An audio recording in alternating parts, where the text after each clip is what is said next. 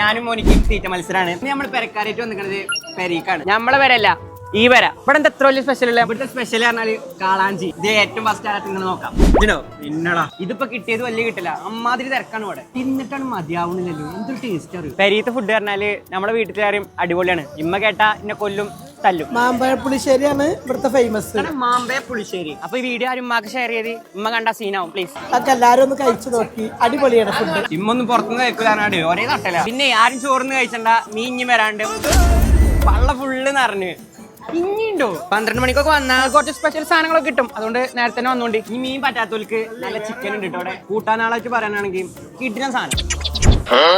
ഫുഡിന്റെ ടേസ്റ്റ് പിന്നെ പറയാല്ല, നിങ്ങൾക്ക് അറിയാലോ പെരായുണ്ട്. അപ്പൊ ഈ വീഡിയോ ഇട്ടാ ഇനി ആൾക്കാർ കൂടാൻ സാധ്യതയുണ്ട്. അതുകൊണ്ട് നേരത്തെ തന്നെ എല്ലാവരും വന്നുകാണ്ട് ഫുഡ് കഴിച്ചുകാണ്ട് ആസ്വദിച്ച് പോവാം.